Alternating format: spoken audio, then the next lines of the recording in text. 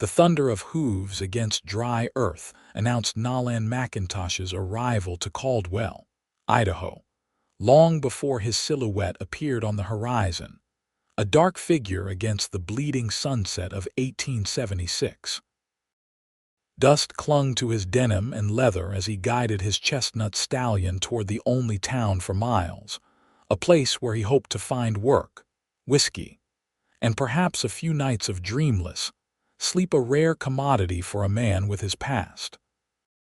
Beatrice Sullivan kept her head low as she swept the wooden boardwalk in front of her father's general store. The loose strands of her auburn hair that had escaped her tight bun fluttered across the right side of her face, the side she kept hidden. She'd developed the habit of using her hair as a curtain, a barrier between her scarred visage and the prying eyes of Caldwell's residents.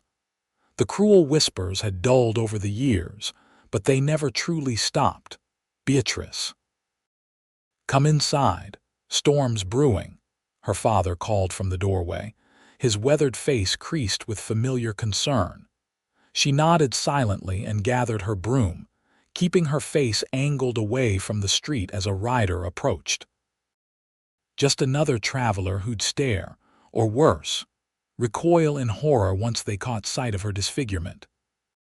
7 years had passed since the fire that claimed her mother's life and left Beatrice permanently marked, but the pain of watching potential suitors turn away in disgust remained as fresh as a new wound.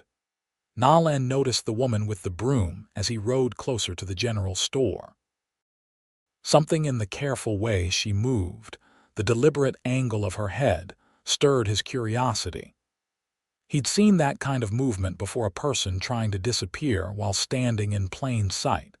He dismounted at the hitching post, his boots hitting the ground with a solid thud. His throat was parched from the trail, his supplies depleted. The weathered sign above the store read, "Sullivan's General Goods," and he tipped his hat slightly as the young woman hurried inside. The bell above the door chimed as Nolan entered the store.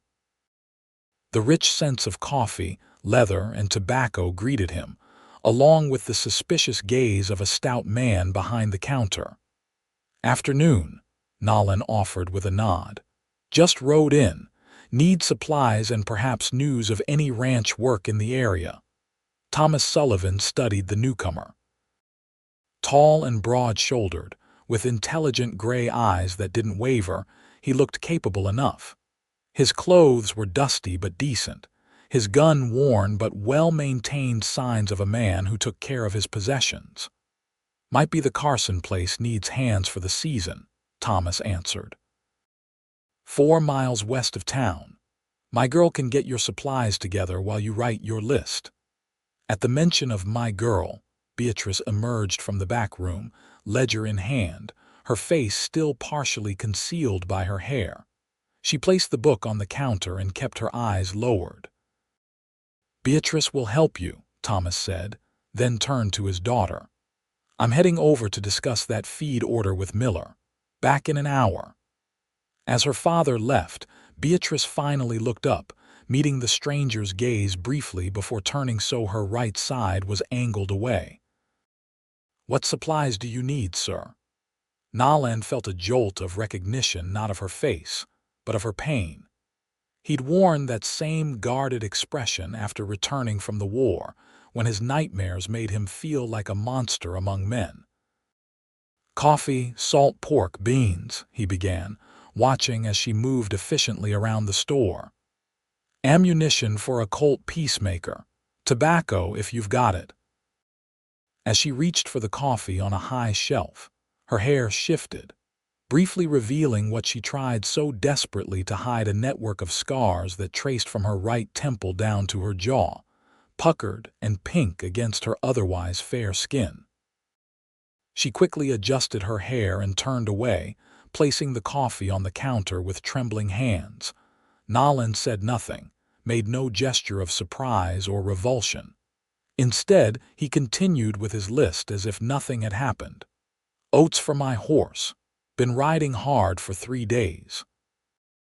Beatrice gathered the remaining items, acutely aware of the stranger's presence. Unlike most, he hadn't gasped or averted his gaze. But then, he hadn't truly seen the full extent of her disfigurement. "That'll be $4.60, she said softly, finally looking directly at him to complete the transaction. Nolan counted out the money and placed it in her palm. "Thank you, Miss Sullivan. You're welcome, Mr. Mackintosh. Nolan Mackintosh." "Welcome to Caldwell, Mr. Mackintosh." She handed him his parcels, careful not to let their fingers touch. "Before I head to the Carson place, is there somewhere in town to get a hot meal and maybe a bath?" he asked, lingering at the counter. "The Silver Dollar down the street has rooms and meals. Mrs. Peterson runs it. She's fair with her prices if you don't cause trouble." Nolan nodded, gathering his supplies. "Much obliged." He paused at the door, looking back at her. "Miss Sullivan, that coffee you reached for it would suit better on a lower shelf for someone your height." With that simple observation spoken without pity or condescension, he left, the bell chiming in his wake. Beatrice stood frozen, processing his words. It wasn't what he'd said, but what he hadn't said. For the first time in years, someone had looked at her, really looked at her, and seen something other than her scars. The following morning, Nolan secured work at the Carson Ranch, breaking horses and mending fences. Joseph Carson was a fair employer who recognized Nolan's way with horses immediately. Within a week, Nolan had established himself as a valuable hand, earning the respect of the other cowboys with his quiet competence and strong work ethic. Saturdays brought ranch hands into Caldwell for supplies, drinks, and whatever entertainment the small town could offer. Nolan found himself once again at Sullivan's general store, needing tobacco and writing paper. This time, Thomas Sullivan was absent and Beatrice worked alone, her hair fastened the same way a shield against the world. "Mr. Mackintosh," she acknowledged as he entered, her voice carrying a hint of recognition. "Found work at the Carson place, I see." "I did. Thank you for the suggestion." He removed his hat, a gesture of respect rarely shown in such casual establishments. "Mr. Carson has me breaking a spirited paint mare, stubborn creature, but she's coming around." "Animals can sense kindness beneath a firm hand," Beatrice remarked, surprising herself with the observation. "People too," Nolan replied, holding her gaze a moment longer than necessary. They fell into an easy exchange as she gathered his supplies. He noticed how gracefully she moved despite her self-consciousness, how her green eyes sparkled when she spoke of books, a passion revealed when he inquired about the novel tucked beneath the counter. "Idaho," she admitted with a small smile.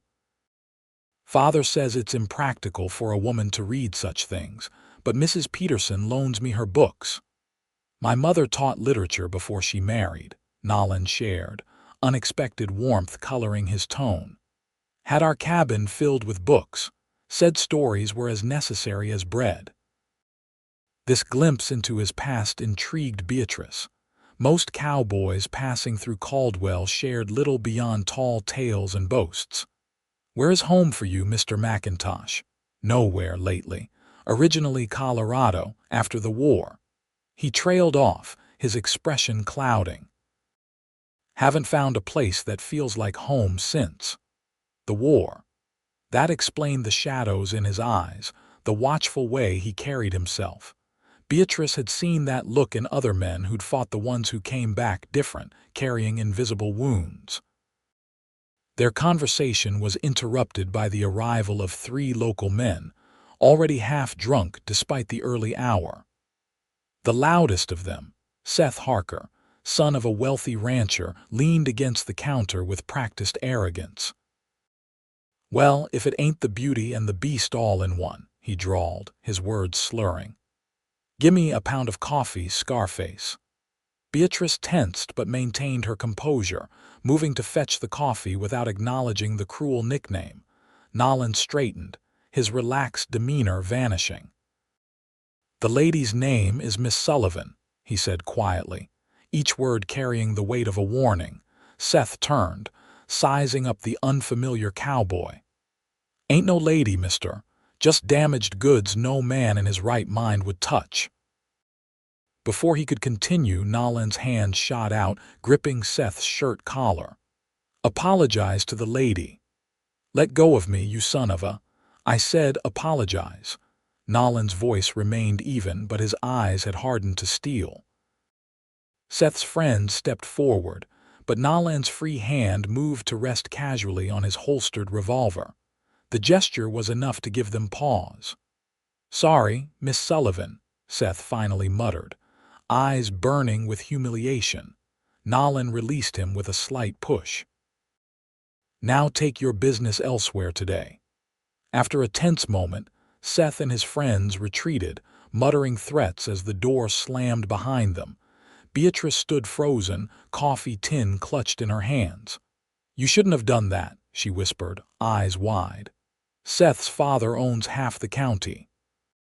They won't forget this. Some things are worth standing for, Miss Sullivan." Nolan placed his hat back on his head. "And some people too." He left her speechless, staring after him with a mixture of gratitude and trepidation. No one had defended her honor in years. Most of Caldwell had grown accustomed to her presence, treating her with distant politeness at best, cruelty at worst. Her father protected her as much as he could, but Thomas Sullivan was an aging man with a business to run. Word of the confrontation spread through Caldwell like wildfire. By evening, Beatrice had endured more curious stares than usual as she carried a basket of mending to Mrs. Peterson's boarding house. The older woman welcomed her with a knowing smile. "Heard you had an interesting morning, Mrs. Peterson said, ushering Beatrice into her parlor. That new cowboy put Seth Harker in his place. "It was foolish," Beatrice replied, setting down her basket. "Now Seth will only be more vicious when Mr. Mackintosh isn't around. Or perhaps he'll think twice before opening his mouth." Mrs. Peterson poured tea into delicate cups, her prized possessions from a life back east before being widowed. "Tell me about this Mackintosh fellow." "There's nothing to tell. He's just passing through like all the others." Mrs. Peterson's shrewd eyes studied Beatrice over the rim of her teacup. "He doesn't look at you the way others do." Beatrice touched her scarred cheek self-consciously. "He hasn't truly seen me then." "No, child. I think perhaps he's the only one who has." The weeks that followed brought Nolan to the general store with increasing frequency. Sometimes for supplies, sometimes to deliver messages from the Carson Ranch, and eventually, simply to talk. Their conversations grew longer, ranging from books to horses to dreams neither had voiced aloud before. Beatrice found herself looking forward to the jingle of the bell that announced his arrival. She began wearing her hair differently, still covering the worst of her scars, but allowing more of her face to show. Her father noticed the change but said nothing, watching with cautious hope as his daughter slowly emerged from the protective shell she'd built around herself. One rain-soaked afternoon in late April, Nolan arrived at the store drenched and grinning. "Miss Sullivan," he greeted her, water dripping from his hat onto the clean floor. "Mr. Mackintosh, you're creating a puddle," she scolded, but her eyes betrayed her amusement. "Worth it to deliver this."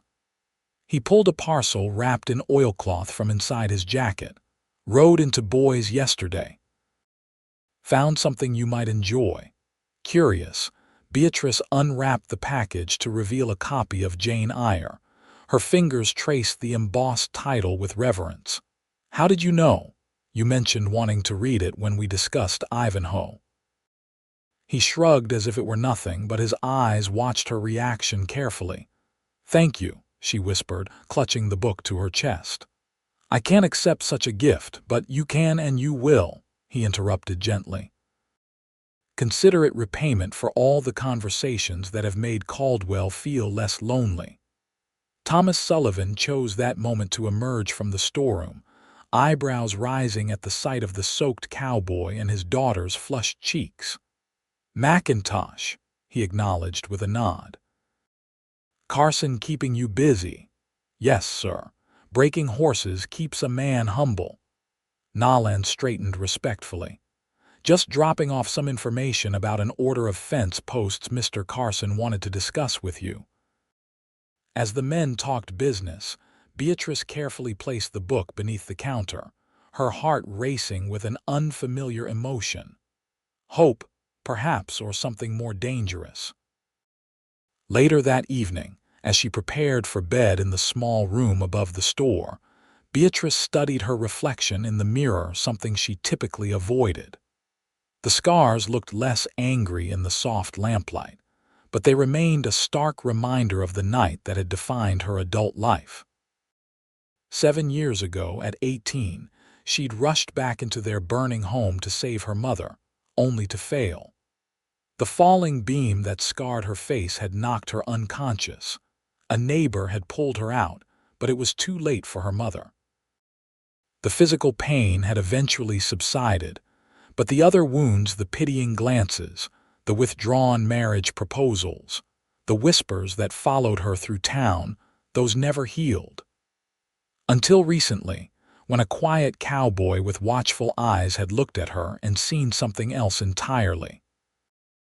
At the Carson Ranch, Nolan sat on the bunkhouse steps, cleaning his saddle by lamplight.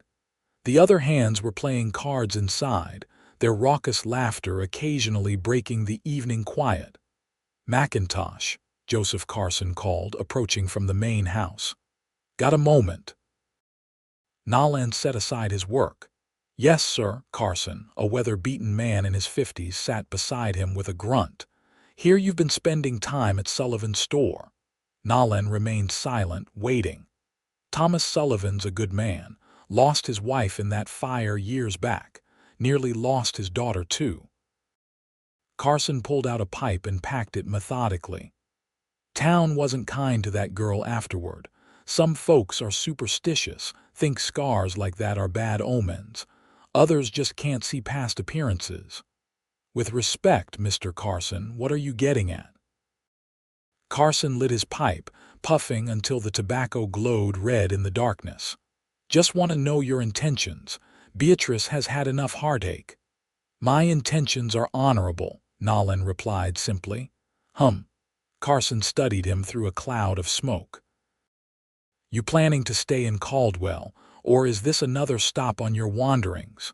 The question caught Nolan off guard. Since the war, he'd never stayed in one place longer than a season. Caldwell had been no different, just another town, another job.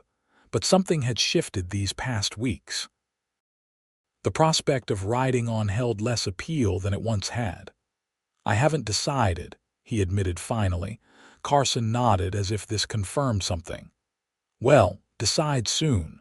That girl deserves someone who's staying, not just passing through." The conversation lingered in Nolan's mind as spring blossomed into early summer. The Carson Ranch kept him busy, but he found reasons to ride into town several times a week. Each visit to the general store deepened his connection with Beatrice. He learned that she loved thunderstorms but feared lightning, that she could calculate complex figures in her head faster than most men could with pencil and paper, that she dreamed of seeing the ocean someday.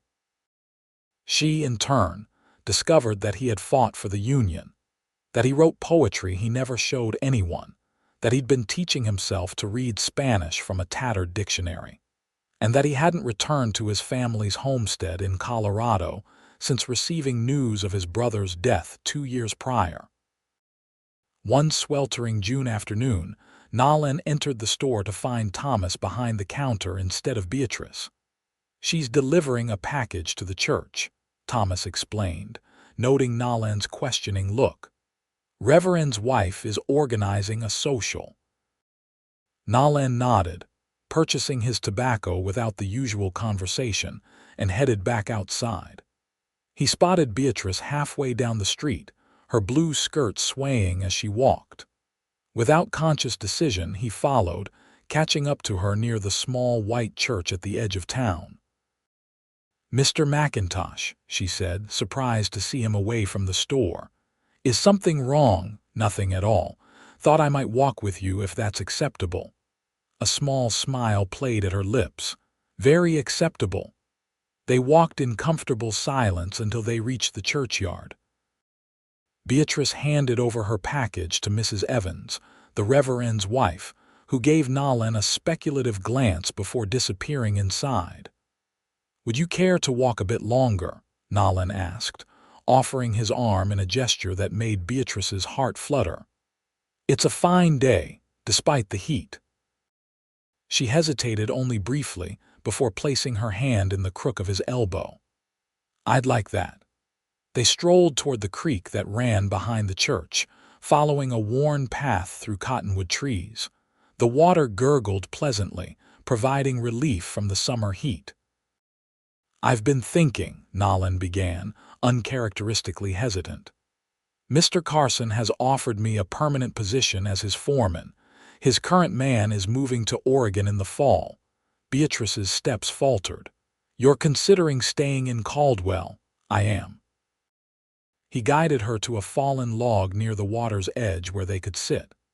"For the first time since the war, I'm considering putting down roots." "What's changed?" she asked softly, though something in her expression suggested she already knew or hoped for the answer. Nolan took a deep breath. "I think you know, Beatrice." It was the first time he'd used her given name. The intimacy of it hung between them, an acknowledgement of boundaries crossed. "I can't offer much," he continued when she remained silent. "A foreman's salary, eventually perhaps a small place of my own. But I can offer loyalty, respect, and—" He paused, gathering courage. "And a heart that sees you, truly sees you." Beatrice stared at the creek, tears welling in her eyes. "You don't know what you're saying. You haven't really seen—" "I've seen everything I need to see," he interrupted gently. "But if it would ease your mind—" Slowly, telegraphing his movements to give her time to withdraw, he reached up and brushed the hair away from the right side of her face. The scars were fully revealed now, a web of damaged tissue stretching from her hairline to her jaw, pulling slightly at the corner of her eye and mouth. Beatrice held her breath, waiting for the familiar flash of revulsion, the hasty withdrawal, the fumbled apology. Instead, Nolan's weathered fingertips traced the path of her scars with exquisite gentleness. "This," he said, his voice rough with emotion, "this is courage. This is survival. There's nothing here to turn away from, Beatrice." A sob escaped her throat as years of shame collided with his acceptance. She tried to turn away, but he cupped her scarred cheek in his palm, holding her gaze. "The war left scars on me too," he said quietly. "Not all visible like yours, but just as real. We all carry marks of our battles. Yours show your strength. 7 years," she whispered brokenly. 7 years of watching men recoil, of knowing no one would ever—" She couldn't finish. "I'm not other men." He took her trembling hands in his. "I'm asking permission to court you properly with your father's blessing. To see if what I feel, what I hope you might feel too, could grow into something lasting." For a moment, the only sounds were the creek's gentle flow and distant church bells. Then Beatrice squeezed his hands and nodded, unable to voice the yes that filled her heart. The town of Caldwell watched with varying degrees of surprise, approval, and skepticism as Nolan Mackintosh officially began courting Beatrice Sullivan. Thomas gave his blessing after a lengthy private conversation with Nolan, during which the younger man's honesty and intentions were thoroughly examined. Mrs. Peterson beamed with satisfaction at every sighting of the couple walking arm in arm through town. Seth Harker and his friends made crude remarks at first, but a few stern words from Joseph Carson to Seth's father put a stop to the worst of it. Most townsfolk gradually accepted the unusual pair, though whispers persisted in some quarters. Through summer and into early autumn, their courtship blossomed. Nolan joined the Sullivans for Sunday dinners. Beatrice occasionally rode out to the Carson Ranch for picnics, always properly chaperoned by Mrs. Carson or one of the ranch wives. They discovered shared dreams of a small homestead, children, a life built on mutual respect and understanding. But shadows from the past weren't so easily dispelled. Nolan still woke some nights drenched in sweat, the echo of artillery fire ringing in his ears. On those occasions, he'd saddle up before dawn and ride the Carson property until the ghosts retreated. Beatrice still had moments when a stranger's startled glance at her scars would send her retreating behind her curtain of hair, her confidence temporarily shattered. They learned to navigate these wounds together, offering strength when the other faltered. In late September, disaster struck the Carson Ranch. A careless campfire left by drifters sparked a wildfire that tore through the eastern pastures. The ranch hands fought desperately to protect the buildings and livestock, working through the night to dig fire breaks and beat back the flames. When word reached town, volunteers rushed to help. Thomas Sullivan joined them, leaving Beatrice to mind the store. As night fell with no news, her anxiety mounted. The general store had become an impromptu gathering place for women awaiting word of their men, and Beatrice found herself serving coffee and providing what comfort she could while her own heart raced with fear. Near midnight, the bell above the door chimed. Nolan stood there, clothes blackened with soot, exhaustion etched in every line of his body. Burns marked his hands and forearms where flying embers had found exposed skin. "The fire's contained," he announced to the waiting women. "No lives lost. Some cattle, the east barn, and a good bit of grazing land, but the main house and most of the stock are safe." As the women received the news with relieved tears, Beatrice hurried to Nolan's side. "Your hands," she whispered, gently taking them in hers to examine the burns. "Minor," he assured her, though he winced as she touched a particularly raw spot. "Your father is fine. Stayed to help with the last hotspots, sent me to bring news." She led him to the back room where she kept medical supplies, ignoring the curious glances that followed them. With practiced hands, she cleaned his burns and applied salve, wrapping the worst in clean bandages. "You were in a fire," he said suddenly, his voice low. "This must bring back difficult memories." Beatrice's hand stilled momentarily. "Yes," she admitted, "but different ones than you might expect. Not fear, but—" She struggled to find the words. "When I smell smoke like this, I remember courage. Feeling absolutely certain about running back into that house, even knowing the danger. I've never felt that certainty about anything else until recently." Their eyes met in the lamplight, an unspoken understanding passing between them. "Marry me," Nolan said abruptly. "Not someday, soon." Beatrice's breath caught. "Nolan, life's too uncertain, too precious to wait." He took her hands, mindless of his burns. "Tonight made that clear. I love you, Beatrice Sullivan. I want to build a life with you." "Yes," she whispered without hesitation. "Yes." They were married 3 weeks later in Caldwell's small church, after the banns had been properly read and a simple wedding arranged. Beatrice wore a cream-colored dress sewn by Mrs. Peterson and the women of the church sewing circle. For the first time since the fire, she wore her hair swept up completely, her scars visible to all who attended. Nolan, standing at the altar in a new black suit, watched her walk toward him with her father and felt a certainty he'd never known before. This was home. This woman, with her quiet strength and gentle heart, was where his wandering soul could finally rest. The reception was held at the Carson Ranch, rebuilt and recovering from the fire.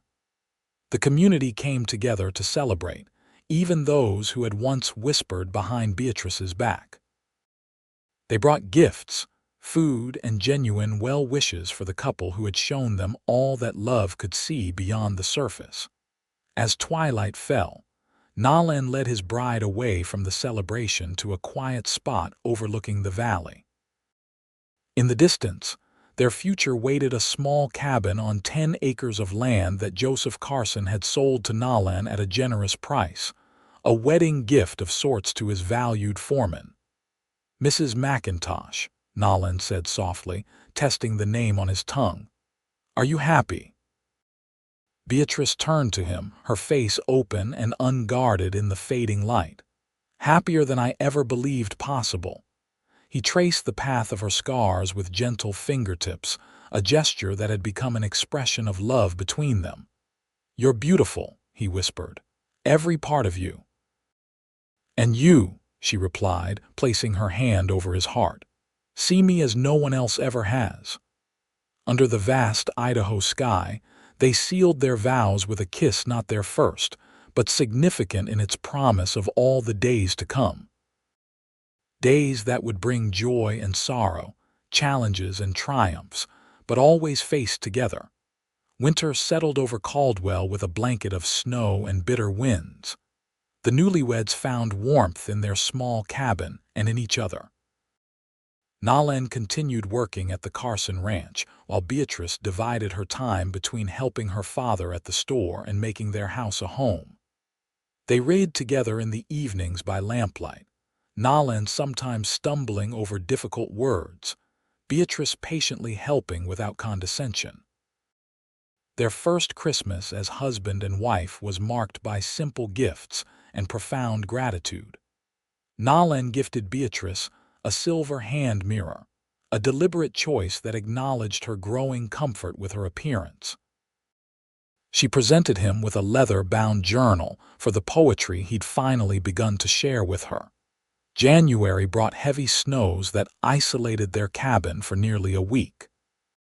They discovered new dimensions to their relationship during those quiet, intimate days, learning each other's bodies, sharing secrets never before spoken aloud, and planning their future in whispered conversations beneath thick quilts. When spring arrived, they planted a garden together. Beatrice surprised herself with how much she enjoyed working the soil, watching seeds transform into tender shoots reaching for the sun. Nolan built furniture for their home in his spare time, a rocking chair for the porch, a bookshelf for Beatrice's growing collection, a cradle for the child they hoped would come. In late April, Beatrice confirmed what she had suspected for weeks: she was with child. Nolan's reaction was a mixture of joy and terror that made her laugh through happy tears. "I know nothing about being a father," he confessed that night, his hand resting protectively over her still flat stomach. "And I know nothing about being a mother," she replied. "We'll learn together." As Beatrice's pregnancy progressed, the town of Caldwell embraced the upcoming arrival. Women who had once avoided Beatrice now invited her to quilting circles, offering advice and friendship. The transformation was not lost on her how the same community that had once defined her by her scars now saw her as a wife, a future mother, a complete person. One sweltering August afternoon, Nolan returned from the ranch to find Beatrice sitting on their porch, hands resting on her swollen belly, a troubled expression on her face. "What is it?" he asked, immediately concerned. She took his hand and placed it where their child was kicking vigorously. "What if the baby is afraid of me? What if my face frightens our child?" Nolan knelt before her, taking both her hands in his. "Listen to me, Beatrice Mackintosh. Our child will know your face as love from the first moment. Those scars are part of the mother who will nurture and protect them. There will be no fear, only recognition of the most beautiful woman in Idaho territory." She smiled through tears, drawing strength from his unwavering conviction. "How do you always know exactly what to say?" "I don't," he admitted with a crooked smile. "I just tell you the truth as I see it." Their son, William Thomas Mackintosh, arrived on a clear September morning in 1877, nearly a year after they had wed. He had his father's gray eyes and a shock of his mother's auburn hair. More importantly, when first placed in Beatrice's arms, he gazed up at her scarred face with perfect contentment, recognizing the voice that had spoken to him for months. Nolan watched his wife and son together, overwhelmed by a love so profound it left him speechless. This small family was the home he'd been searching for since the war had shattered his youth and sent him wandering across the Western territories. Life fell into a new rhythm with William's arrival. Beatrice balanced motherhood with helping at the store several days a week, baby William contentedly observing the goings-on from a basket behind the counter. Nolan continued as Carson's foreman while expanding their own small holding, adding a few cattle, improving the cabin, planning for their future. When William was 6 months old, an unexpected visitor arrived in Caldwell. Beatrice was at the general store when a distinguished older woman entered, her clothing marking her as someone from back east. "May I help you, madam?" Beatrice asked, adjusting William on her hip. The woman stared at her intently, eyes lingering on her scars before shifting to the baby. "I'm looking for Nolan Mackintosh. I was told in town he might be found here or that you might know where he is." "I'm Beatrice Mackintosh, his wife," she replied, curiosity piqued. "And you are Eleanor Mackintosh, Nolan's mother." Beatrice nearly dropped William in shock. Nolan had spoken of his mother as if she were long dead, though he'd never explicitly said so. "He's at the Carson Ranch until sundown. Would you care to wait at our home? It's not far." Eleanor nodded stiffly, her expression unreadable. That would be acceptable.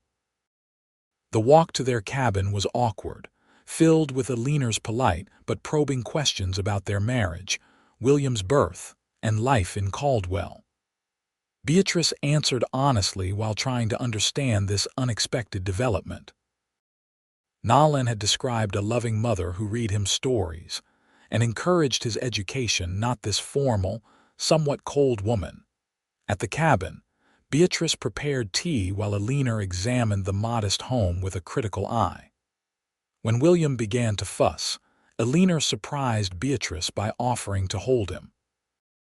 "He has the Mackintosh eyes," Eleanor observed, her rigid posture softening as William grabbed at her necklace. His father had the same curious nature as an infant. Before Beatrice could respond, the door opened and Nolan entered, freezing in the doorway at the sight of his mother holding his son. "Mother," he said flatly, removing his hat, "this is unexpected." "Hello, Nolan." Eleanor carefully returned William to Beatrice and stood. "You're looking well." The tension in the room was palpable as mother and son regarded each other across years of silence. Beatrice quietly excused herself, taking William to the bedroom to give them privacy.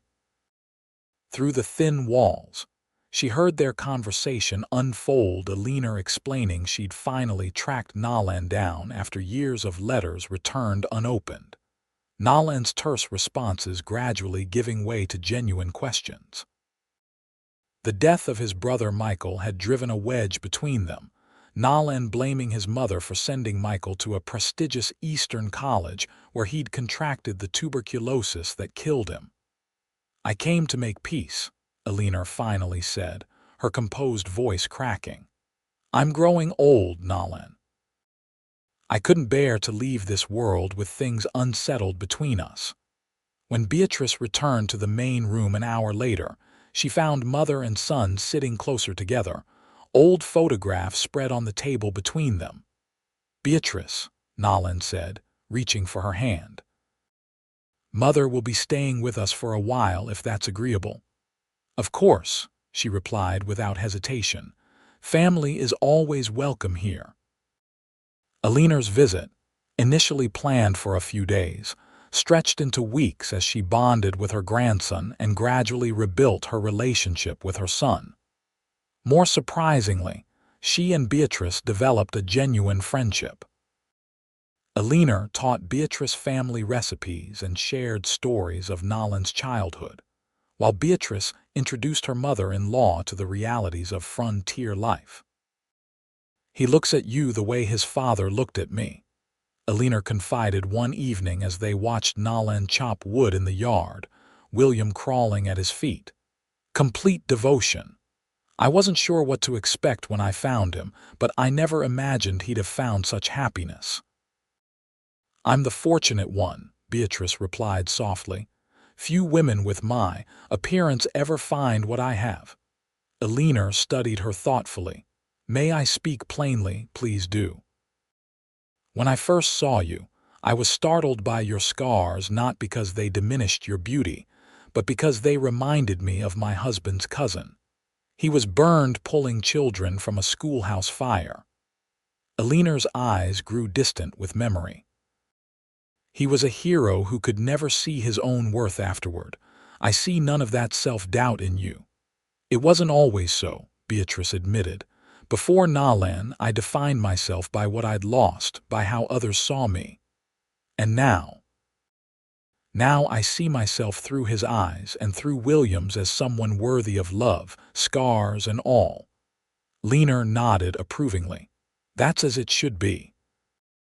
When Alina departed in early spring, she left behind an open invitation for the family to visit Colorado, along with funds for Nolan to expand their property and advance on William's inheritance, she called it, brooking no argument from her proud son. The years that followed brought changes both expected and surprising.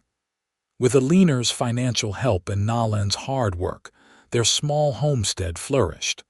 They added a proper barn, more cattle, and eventually hired a hand to help with the increasing workload. Beatrice's father retired from the general store, selling the business but keeping the rooms above it, where he enjoyed spoiling his grandson and later, his granddaughter Rose, born in the harsh winter of 1880. Caldwell grew too, the railroad's arrival in 1883 transforming the small town into a bustling center of commerce. Nolan and Beatrice watched the changes with mixed emotions, appreciating the conveniences while lamenting the loss of the frontier quiet they'd first known. By 1885, their cabin had been expanded into a proper house with glass windows and a stone fireplace.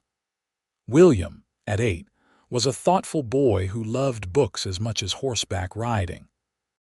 5-year-old Rose was her father's shadow, fearlessly following him around the ranch and absorbing his knowledge of horses and cattle.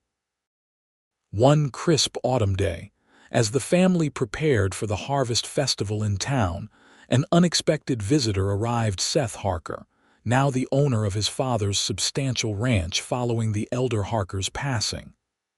"Mackintosh," he called from the yard, hat in hand. "Got a moment?" Nolan stepped onto the porch, his expression guarded. Though open hostility had faded over the years, there remained a coolness between the men. "Harker, what brings you out this way? Business proposition." Seth glanced toward the open door where Beatrice stood with Rose on her hip. He nodded respectfully. "Mrs. Mackintosh." Beatrice returned the greeting with equal formality before withdrawing inside with the children, giving the men privacy.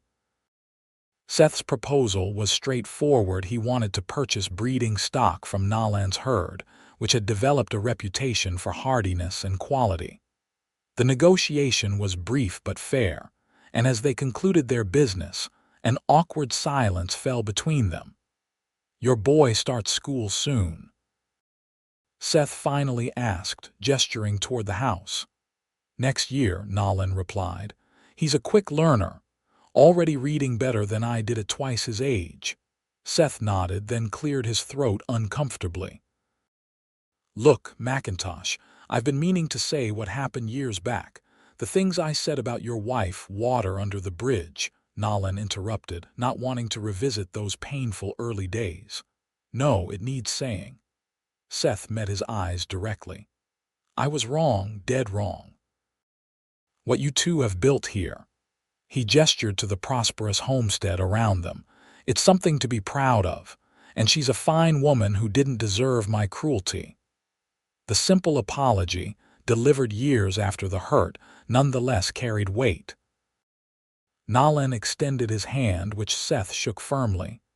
"Appreciate that, Harker." Later, as they dressed for the harvest festival, Nolan recounted the conversation to Beatrice, who paused in brushing Rose's hair. "People can change," she observed. "Sometimes it just takes longer than we'd like."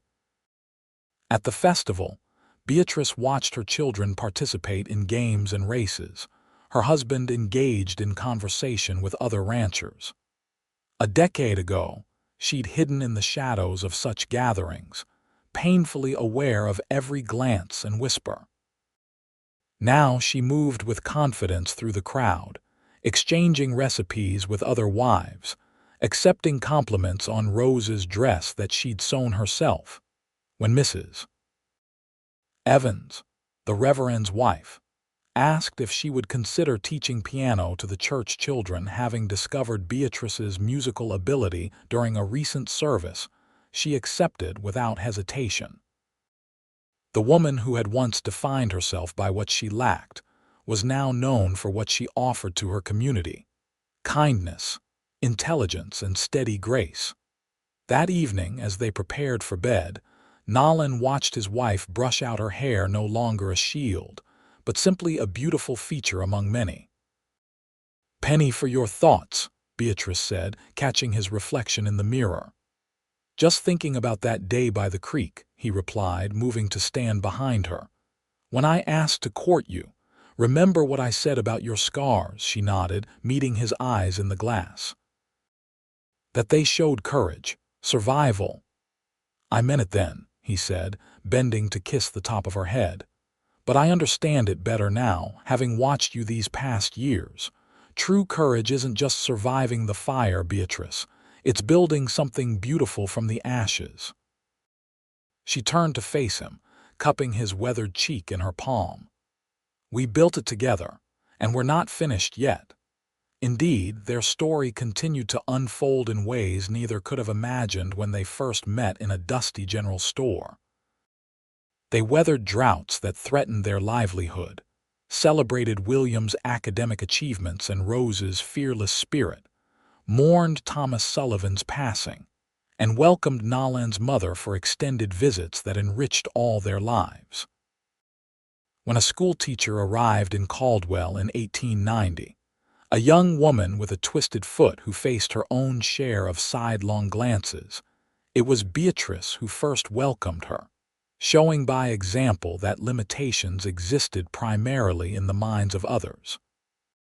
In the spring of 1891, 15 years after Nolan had first ridden into town, he and Beatrice stood on their front porch, watching the sunset paint the mountains gold. William, now 14 and nearly as tall as his father, was leaving for school in Boise the following day, the first Mackintosh to pursue higher education since his uncle Michael. "Are you nervous?" Beatrice asked, leaning against her husband's solid shoulder. "Terrified," Nolan admitted with a chuckle. "But proud, too. He'll have opportunities we never did."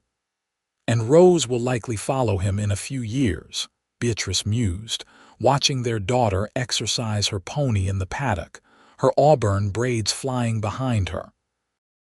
"Our children will go further than we ever dreamed. Because they've had you to show them that obstacles are meant to be overcome," Nolan said, turning to face her. The years had added silver to his temples and lines around his eyes, but his gaze held the same warmth that had first seen beyond her scars.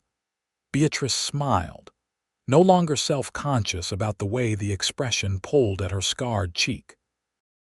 "And they've had you to show them that true strength lies in gentleness." As twilight deepened into night, they remained on the porch, their hands intertwined, contemplating the life they'd built from unlikely beginnings. The scarred woman no one wanted, and the wandering cowboy who'd seen her true beauty, had created something rare and precious, a love that transformed not just themselves, but their entire community's understanding of what it meant to truly see another person.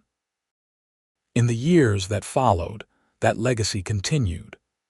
William became a respected doctor, returning to Caldwell to establish a practice that served the surrounding ranches and farms. Rose, defying expectations, took over management of the Mackintosh Ranch, expanding it with her father's guidance until it rivaled the largest operations in the county. And Beatrice and Nolan, gray-haired but still strong, remained the heart of it all, a living testament to the power of looking beyond the surface to the courage beneath. Their love story, which had begun with a gentle finger tracing scars that others turned away from, became part of Caldwell's folklore, a reminder that true beauty reveals itself to those patient enough and brave enough to truly see.